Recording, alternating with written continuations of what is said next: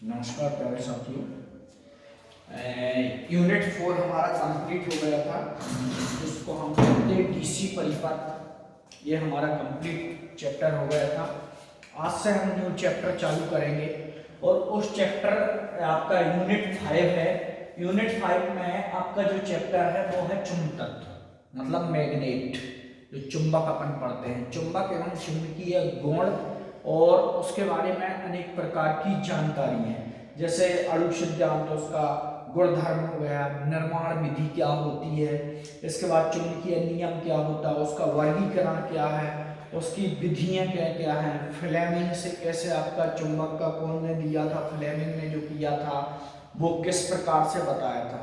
Introduction में ये चीजें अपन पढ़ेंगे। तो सबसे पहले तो हम इसका क्या देखेंगे, परिचय देखेंगे। परिचय में क्या है, लगभग 800 ईसा पूर्व, कब, लगभग 800 ईसा पूर्व। काफी बच्चों को इसमें भी बहुत कंफ्यूजन होता है। कई बच्चों को अगर ऐसा बोलो कि लगभग 800 या लगभग 200 या लगभग 300 ईसा पूर्व, काफी बच्चों को ये पता नहीं चलता कि ईसा मतलब क्या हुआ। अंग्रेज लोग जो थे उनके जो ज्ञान थे ईसा मसीह, ईसा मसीह इनका जन्म मानते हैं। वो जन्म जो है वो एक ईसा को मानते हैं, 1 ईसा। अभी जो चल रहा है, जैसे अपना कितना चल रहा, 2022, ठीक है, मतलब 2022 साल। तो ईसा मसीह के जन्म से 2022 वो चला रहे हैं। आपने देखा होगा सन और सदी, इन दोनों के बीच में 1 साल का डिफरेंस है, क्योंकि शून्य का आविष्कार नहीं हुआ था उस टाइम पे, तो उस हिसाब से डायरेक्ट 1 को रखा गया था। तो इसलिए दोनों के बीच में बहुत कंफ्यूजन है, सदी और इसमें ईसा में। तो यहां पर जो आपको है 800 ईसा पूर्व, लगभग वो ये कह रहा कि ईसा मसीह का जो जन्म हुआ था उससे भी 800 साल पहले, मतलब लगभग आज का समय कहना चाहिए तो 2800-2900 साल पहले। ठीक है, आपका क्या बोल रहा, ये लगभग 800 वर्ष ईसा पूर्व मैग्नीशियम नगर में एक खनिज की खोज हुई थी। नगर का नाम क्या था, नगर था मैग्नीशियम, मैग्नीशियम नगर। इसमें क्या हुई थी, तो खनिज की खोज हुई थी। किसकी खोज हुई थी, खनिज की, खनिज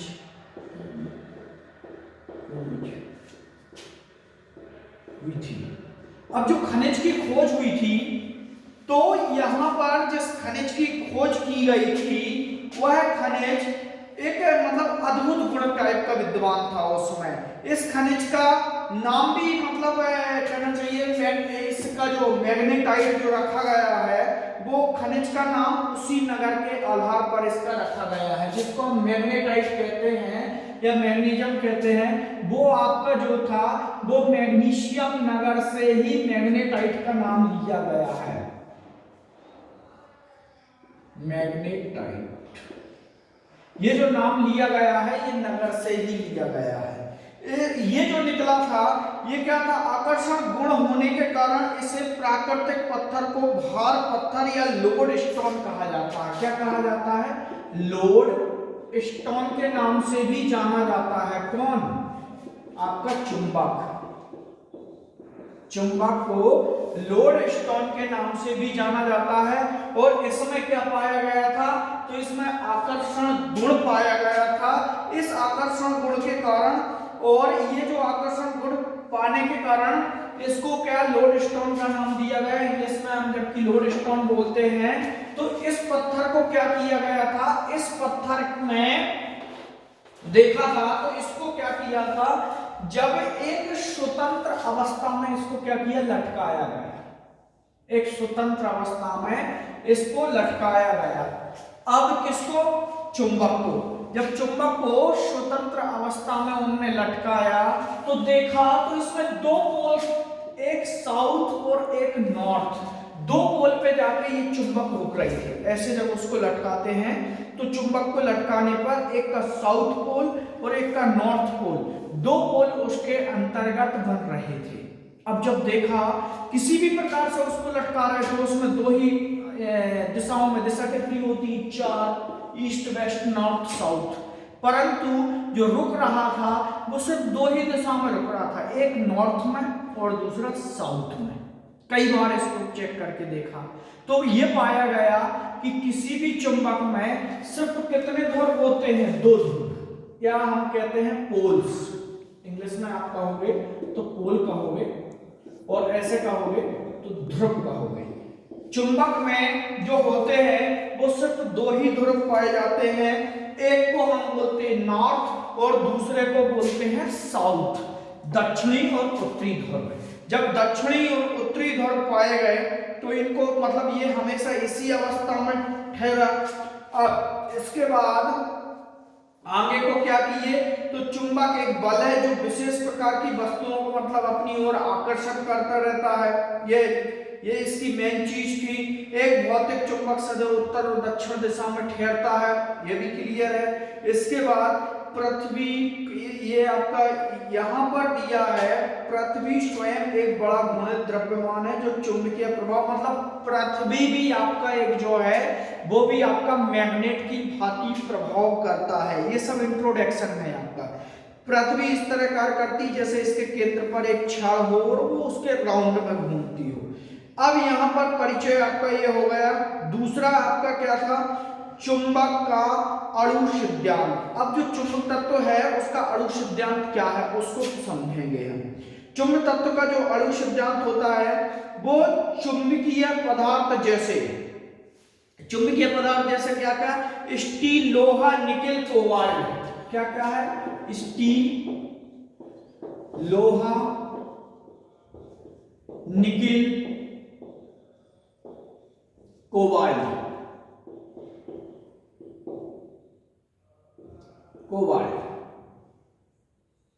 इन चीजों को मिलाकर एक चुंबक का क्या होता है, निर्माण होता है। क्या होता है, निर्माण। ये मिश्र धातुएं जो लोहे के करती हैं वो चुंबकीय पदार्थ हैं और इनके अंदर जो छोटे अणु चुंबक के कण होते हैं जिनमें प्रत्येक में उत्तरी तथा दक्षिणी ध्रुव होने की प्रकृति होती है। ठीक है। यदि दो चुंबकीय गुणों को प्रदर्शित कर, मतलब ये अब आपका एक आपस में ये कह रहा है कि यदि दो चुंबक मतलब एक आपकी साउथ और जैसे मान लो इसमें नॉर्थ साउथ, यहाँ पर साउथ नॉर्थ, तो वो पॉइंट ये कह रहा है आपका कि यदि दो समान ध्रुवों को आपस में पास पास लाया जाता है तो उनमें प्रतिकर्षण होता है। प्रतिकर्षण होता है, प्रतिकर्षण का मतलब दूरी होना, दूरी होती है। और पहली स्थिति। दूसरी स्थिति आपको क्या बोल रहा है, यदि दो चुंबक इसका मान लो ये साउथ ये नॉर्थ और यहां पर पहुंचो तो इसका ये साउथ ये नॉर्थ। अब यदि दो चुंबक मतलब इन आपस में जिनमें दोनों ध्रुव अलग अलग हो, एक का साउथ हो और एक का नॉर्थ हो, या कह सकते असमान पोल, असमान पोल, जब आपस में पास पास लाते हो तो ये आकर्षित होते हैं, आकर्षित होते हैं। पॉइंट ये है, दो समान चुंबकों को पास पास में लाने पर उनमें जो गुण होता है वो प्रतिकर्षित होता है एक ही प्रकार के ध्रुवों में और अलग अलग ध्रुवों में आकर्षित बनता है। तो इसकी बात कर रहा हूं आपसे। इसके बाद है आपसे इन चीजों को मिलाकर आपकी चुंबक बनाई जाती है, स्टील, लोहा, निकेल और कोबाल्ट। इनको मिलाकर आप क्या करते हो, चुंबक तैयार करते हो। चुंबक में जो होता है वो आपका चुंबक की जो विशेषताएं होती हैं उनके बारे में दे रहा है, वो इतना कुछ इंपॉर्टेंट नहीं है। अब आपको एक मेन चीज और ध्यान रखना है, चुंबक का उपयोग कई बार पूछता है ये क्वेश्चन, चुंबक का उपयोग सेना में कहां पर किया जाता है? समझ में आई बात? नहीं आई। मतलब वो आपसे ये कह रहा है कि ये मैग्नेट है, उसका उपयोग अगर कोई आर्मी वगैरह है तो वो कौन सी आर्मी में या कहां पर होता है। तो ध्यान रखना, आपके जो नौसैनिक होते हैं, नौसैनिक मतलब जो आपके पानी की जहाज है, या आप सीधा क्वेश्चन ये समझें कि चुंबक का उपयोग पानी में कहां पर होता है।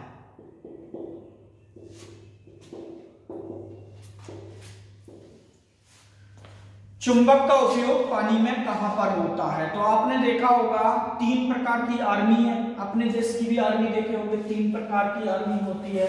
और आर्मी में आपने देखा होगा जो नौसैनिक होते हैं, नौसैनिक मतलब पानी की जो जहाजें लेकर जाते हैं, वो आपका मैग्नेट का उपयोग करते हैं। कैसे करते हैं? तो दिशा के लिए। कैसे?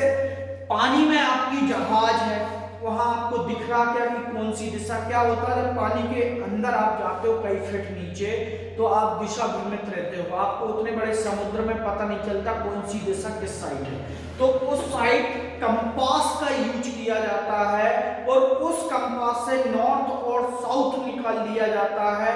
और जो नॉर्थ और साउथ जब इस स्थिति में या इस स्थिति में आते हैं, तो उनके जो राइट हैंड साइड और लेफ्ट हैंड साइड से पता लगा लिया जाता है कि ईस्ट इस साइड है, वेस्ट इस साइड है। और नॉर्थ और साउथ मतलब कुल मिलाकर पानी की जहाज में, पानी वाली जहाज में उपयोग किया जाता है। सीधी बात, जो पानी की जहाज है उनमें दिशा चेक करने के लिए इसका उपयोग किया जाता है। ठीक है। इसके बाद आपका नेक्स्ट आता है आगे को आता है आपका चुंबक के प्रकार। क्या है? चुंबक के प्रकार। चुंबक के जो प्रकार होते हैं वो आपके 2 प्रकार से होते हैं। 2 प्रकार की आपकी चुंबक होती है। एक चुंबक आपकी प्राकृतिक चुंबक होती है, और एक चुंबक आपकी कृत्रिम चुंबक होती है। 2 प्रकार की चुंबक होती है, प्राकृतिक और कृत्रिम। पहली यहां लिखोगे आप, चुंबक 2 प्रकार की होती है। कौन कौन सी? तो पहली है आपकी प्राकृतिक, और दूसरी है आपकी कृत्रिम। प्राकृतिक चुंबक वे चुंबक जो प्रकृति द्वारा प्राप्त होती है। अब प्रकृति द्वारा कैसे? इसी पे आ गए हैं। लगभग 800 ईसा पूर्व मैग्नीशियम नामक स्थान पर चुंबक मिली थी। वो चुंबक आपकी कौन सी हो गई? प्रकृति वाली हो गई। और कृत्रिम कौन सी? जो मानव द्वारा बनाई जाती है, मानव द्वारा। अब मानव द्वारा कैसे बनती है? तो आपने देखा होगा जो स्पीकर वगैरह देखते होंगे आप घरों में, उसमें एम्पलीफायर के ऊपर जो चुंबक लगी होती है, वो कौन के द्वारा स्थापित करी है? वो मानव के द्वारा की है। जो मोटरें होती हैं, मोटरें आप जानते होंगे, मोटरें वो वाली नहीं, रोड पे चलने वाली, उनकी बात नहीं कर रहा हूं मैं। मोटर वो जो आपकी सिंगल फेस मोटर,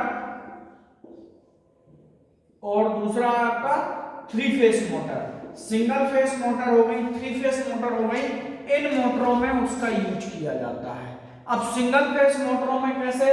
आपकी मोटर में आपने देखा होगा एक मोटर है आपकी, और उसमें क्या होता है, उस मोटर में वाइंडिंग लगी होती है। एक प्राइमरी वाइंडिंग होती है, एक सेकेंडरी वाइंडिंग होती है, और उसके अंदर एक रोटर लगा होता है। वो रोटर क्या करता है? आपका घूर्णन गति करता है। जब वो रोटर घूर्णन गति करता है, तो यहां पर उसके चारों तरफ क्या बनना चालू हो जाता है? ईएमएफ। क्या बनना चालू हो जाता है? ईएमएफ, जिसको हम कहते हैं इलेक्ट्रिक मोटिव फोर्स। क्या कहते हैं? Electric motive force. वो जो ईएमएफ बनना चालू होता है, वो कॉइलों पर आना चालू हो जाता है, और कॉइलों से आपकी विद्युत क्या होती है? बाहर निकलना चालू हो जाती है, जिसको हम कहते हैं यांत्रिक ऊर्जा। इसी को हम कहते हैं एसी विद्युत। ये काय पे आधारित है? ये फ्लेमिंग के दाएं हाथ मतलब right hand, right hand. Right की लेफ्ट, जल्दी बताओ। लेफ्ट पे होता, हमेशा ध्यान रखना, लेफ्ट हैंड। राइट पे क्या होता?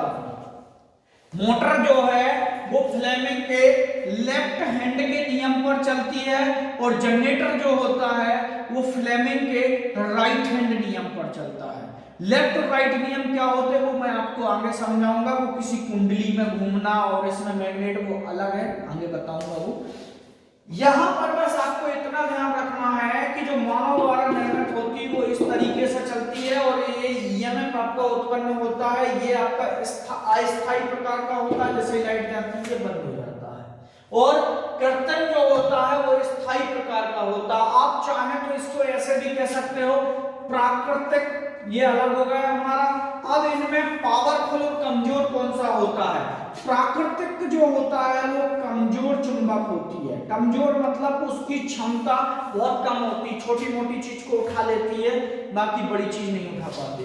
कृत्रिम मानव द्वारा होती है वो बहुत अधिक शक्तिशाली होती है, शक्तिशाली चुंबक होती है। इस चीज का ध्यान रखना आप लोग। मानव द्वारा होती है वो शक्तिशाली चुंबक होती है, और प्राकृतिक जो होती है वो शक्तिशाली चुंबक नहीं होती। इतना हमको याद रखना।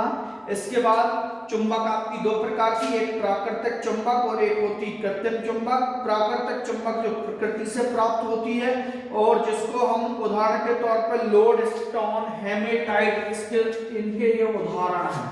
उदाहरण कौन कौन से प्राकृतिक चुंबक के? लोड स्टोन, दूसरा है हेपेटाइट। हेपेटाइट है, हेमेटाइट क्या है? कहां गया? हेमेटाइट, अच्छा Fe2O3 है हेमेटाइट। ये आपकी जो होती है ये प्राकृतिक चुंबक होती है। अब आपकी जो कृत्रिम चुंबक होती हैं, तो कृत्रिम चुंबक में भी आपकी दो प्रकार की होती, एक होती स्थायी चुंबक और एक होती अस्थायी चुंबक। स्थायी चुंबक जो हम बनाते हैं वो किस किस के द्वारा? आगे मैंने आपको पढ़ाया था, लोहा, स्टील, कोबाल्ट। ध्यान रखना, ये जो चुंबक बनाई जाती है मानव के द्वारा वो आपकी स्थायी चुंबक कहलाती है, स्थायी चुंबक। अब कंफ्यूज मत होना कि सर ने यहां भी हमको स्थायी अस्थायी पढ़ाया था। यहां मैंने आपको प्राकृतिक चुंबक का और कृत्रिम चुंबक का पढ़ाया था। अब कृत्रिम चुंबक भी आपकी दो प्रकार की होती है।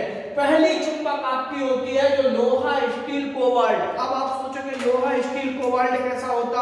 आप जब छोटे से बच्चे रहे होंगे, थाली लेते होंगे, ऊपर को रखते होंगे और एक चुंबक को नीचे घुमाते थे, उसमें थोड़ी बहुत रेत डालते थे, वो रेत में देखते थे आप चुंबक के गुण आ जाते थे।